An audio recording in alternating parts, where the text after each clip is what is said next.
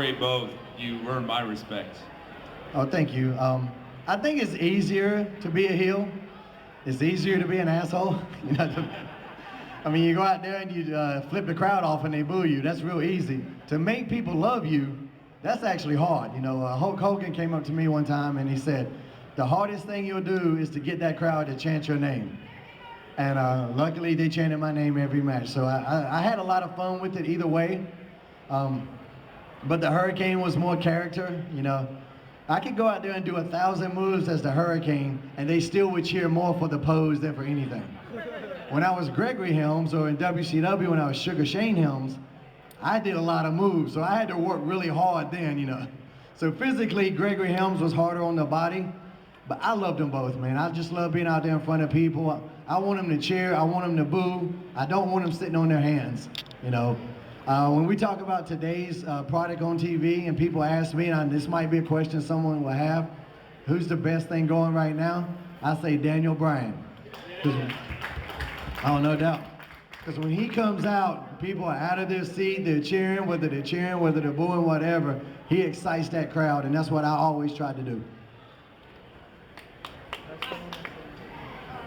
Hurricane, if you come back to the WWE, who will be your biggest threat?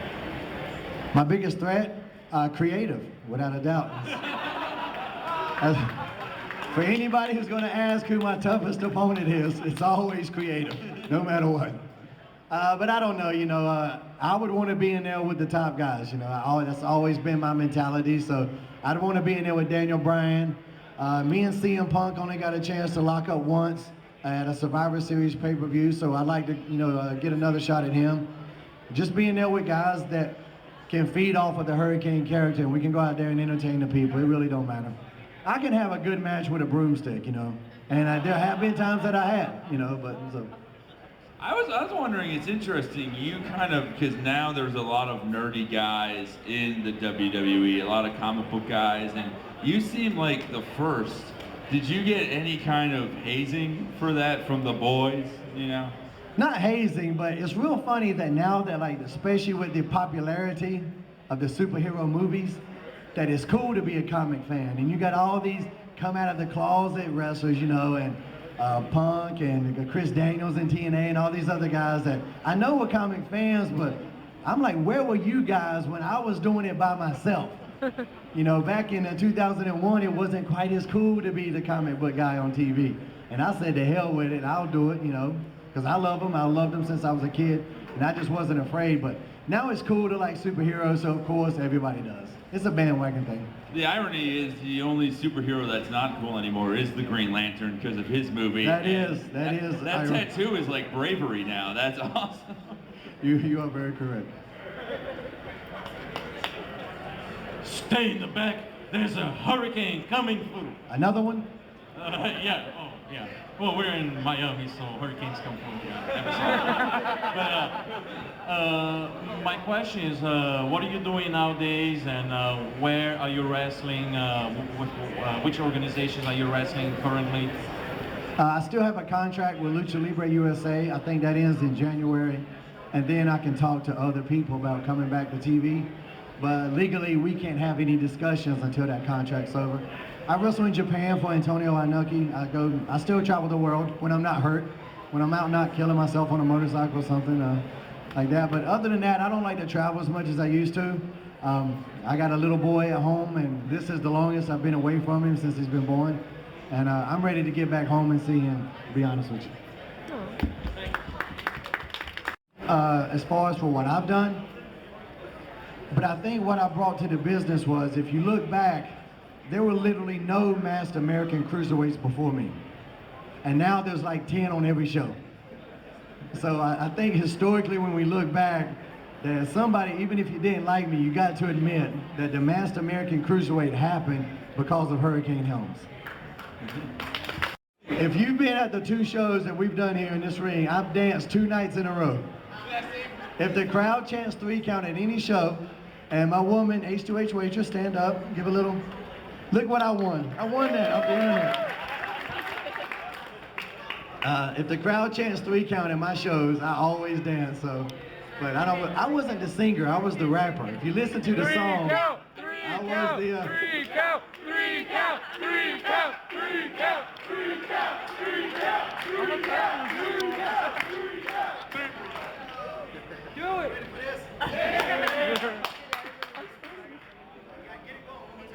Three count, three count, three count, three count, three count, three count, three count.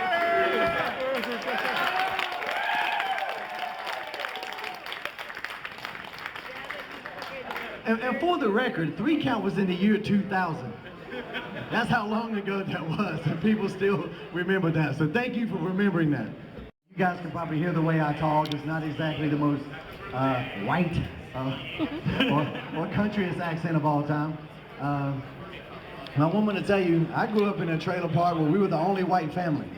I never saw like other white people until I went to school. I would see them on TV, so I knew they existed. But no, so I grew up on hip hop, that was my thing. Recently in TNA, and a guy named Joey Matthews, who in WWE was Joey Mercury with Eminem, with Johnny Morrison and Melina. So anyway, the 4 of us had did a gimmick in Nashville, Tennessee, called the Bad Street Boys. Bad Street as in the Freebirds, but still 4 pretty little boys, and Nashville ate it up, so we did it. And when we got to WCW, me and Shannon got a tryout match. And basically, and it doesn't ever happen like this, but basically we got hired off this tryout match. And Jimmy Hart loved us, and he knew this Evan Courageous kid. And Jimmy kind of goes, well, we got this kid. He's got a great look, but you guys are going to be the wrestlers. He's basically trying to tell us, hey, this other kid ain't that good, but he looks like $1 million. And so he presented the idea, and we were just, you know, we were so eager to do whatever, get our foot in the door. And that's what it is in this business sometimes, in entertainment anyway. You'll see some of the best actors in the world, and you go through their resume, at some point they were in a dumbass commercial, or, you know, something that they really wasn't an Academy Award-winning performance. But when I talked to Shannon, we were doing it, I was like, man, we got to go all the way. You know, if we're going to do this, we got to do it as best we can. So we went to Hot Topic, or, you know, Gadzooks at the time. If y'all remember Gadzooks, that was the store. And we bought the Jinkos and all that crazy stuff we wore, and the necklaces, the little metal ball necklaces, and we just tried to be the boy band. We wanted the girls to love us and the guys to hate us, and that's pretty much what happened. How you doing? Good. I was wondering if I could ask you 3 questions. You may. All right. Forgive me if you've been asked before, probably you have. What do you like playing more, a face or a heel? Actually, I was just asked that just now. Really? just a few minutes ago. I just came in. I don't have a preference. You know, the Hurricane was a lot of fun, but it's also a lot of fun to be the bad guy sometimes. If you can really get them going. I had an incident in Jonesboro, Arkansas, and I'm Gregory Helms, you know, and like legit wrestling, I won 22 gold medals. That's not something as the Hurricane that we ever presented, because it wasn't needed. But as a legit, you know, high school and 3 years of Greco-Roman and freestyle, I got 22 gold medals, so I know what to do if things go wrong, you know. Anyway, I got this lady, she's all riled up, she's up there yelling, and her husband's yelling, and I get up on the second rope, and I don't know what I said, you know, something, I'm a bad guy, sit your ass down, or something like that. The next thing I know, old boy jumps over the guardrail down to the floor, and he's walking toward me. Now, when you guys go to these live events, the security in between the ring and the barrier, that's WWE security. On the other side of the barrier is arena security. This guy thought it was part of the show, or so he said later when the cops showed up. Because he sees this guy walk into the ring, security just stepped out of the way. And the guy jumped over the rail. And now he's right in front of the ring. You know, he jumped over the barrier, now he's right in front of the ring. And I was on the second rope, and I stepped down, and I took my belt off and threw it. And I just kind of leaned down, and I was like, dude, if you come in this ring, I'm gonna kick your ass. And to his defense, he told the cops later, he goes, well, man, once I jumped the barricade, I had no choice. So I had to give him credit for that. But he did slide in head first. I'm not giving anybody any ideas. But if you're going to slide into a ring on a professional wrestler, don't do it leading with your face. So and then he proceeded to get his ass kicked in front of like 12,000 of his family and friends. The cops wanted me to press charges, and I'm like, for what? And the guy started talking about too how he had taken some jujitsu classes or something. And I was like, please get your money back, because it did not work. Never lead with your face is the point of that. You got what's coming to him.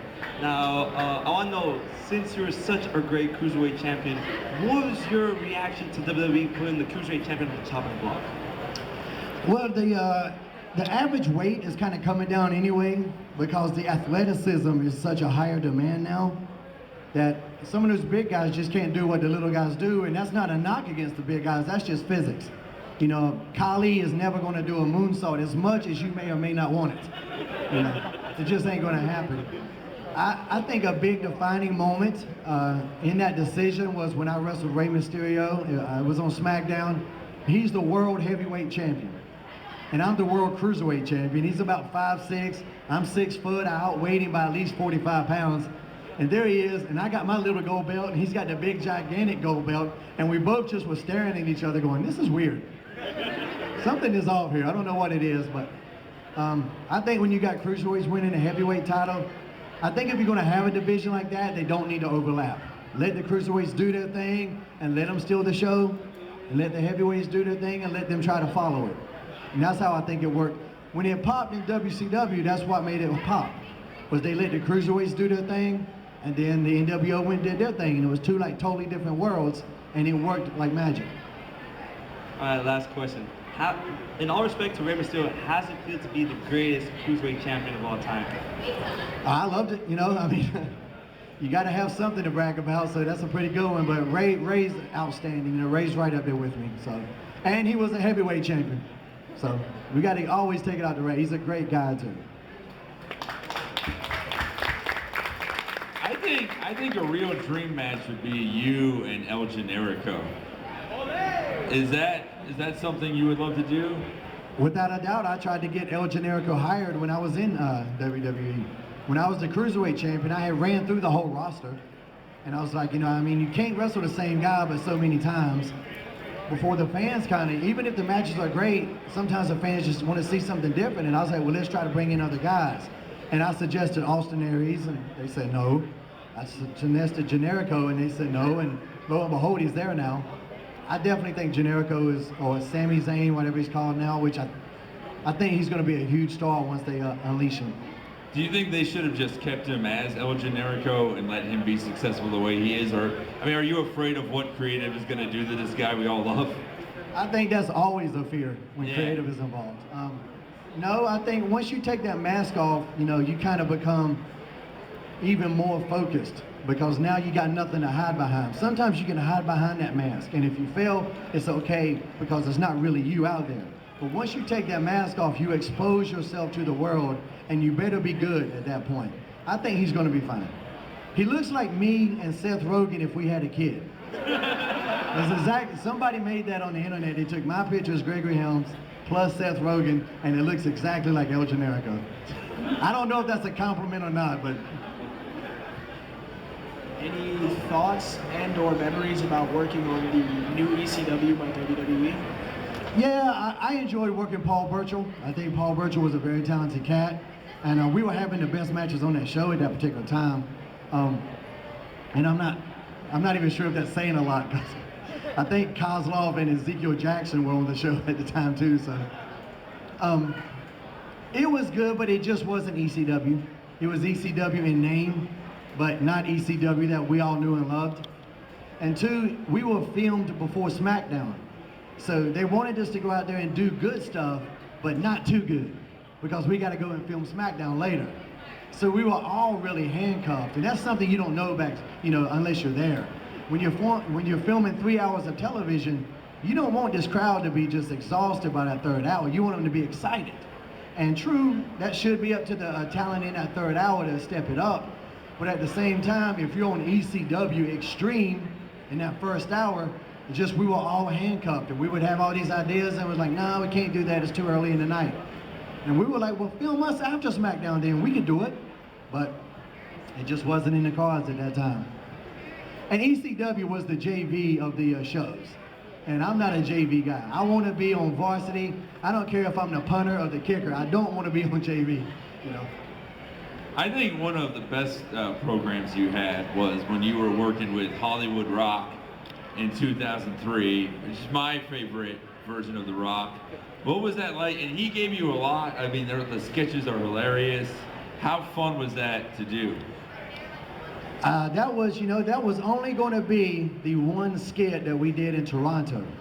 There was no like future planning. There was no build-up planned. We did this one backstage skit where he first called me the Hamburglar, which people still bring up 12 years later, which was a gold, by the way. That was a terrific line. And it just went off so well. Everything snowballed after that. They loved our interaction together. And when there was a battle royal later that night, and unscripted, just improvisation, we finally locked up in that battle royal and started going at it. And the place just came unglued. Toronto's always been very kind to me for whatever reason. And it just snowballed after that. And then we did a couple, and the one where I was notoriously hiding in his locker room, and Scorpion King got a tiny ding-a-ling. That line, Rocky just loved it. And the next thing I know, we're in the main event on Monday Night Raw, and I never thought that would happen with him, because he was going into WrestleMania to main event against Steve Austin, and it was just so odd. I was like, why is he wrestling me leading into this? Even I knew it was a strange scenario, but it worked out so well, and it's a testament to Rock wanting to help other guys. There's so many top guys that wouldn't have done that, but he just knew that, hey, there's this other guy that's really entertaining. We can do something. It wasn't going to hurt him. It actually made his character more, advanced as well. It just worked for everybody. If more top guys did that, the business would be in a much better situation. If more top guys put me over is what I meant. The very first one. I mean, you can see monkeys wrestle. You're not going to see them playing basketball. No offense to any Miami Heat fans here. No, I mean, but you're not going to see monkeys playing football or running track or, doing all kind of crazy stuff. But there's a base element to all animals that they're going to wrestle at some point. Whether it's kittens, little puppies, you're going to wrestle. I think track and field actually started because the people that were getting beat up in wrestling started running away. But it was political. That's what it was. It was a political thing. I mean, if riding a horse is a sport, you can't tell me that wrestling isn't a sport, And that's not a knock against riding horse, And I love basically all sports, And congratulations to the Miami Heat. We watched all 7 games, so good stuff. I love that, but if playing a ball is an Olympic sport, I think actually having balls should be the most impressive Olympic sport. I thought that you making fun of the Miami Heat was your heel turn in this Q&A. Sometimes you want to, but you can't knock talent. The boys did it. Y'all got a huge gift in Game 6. Whoever Ginobili was playing for, and I'm almost positive it wasn't the Spurs, but you guys should thank him, because he was y'all's 6th man.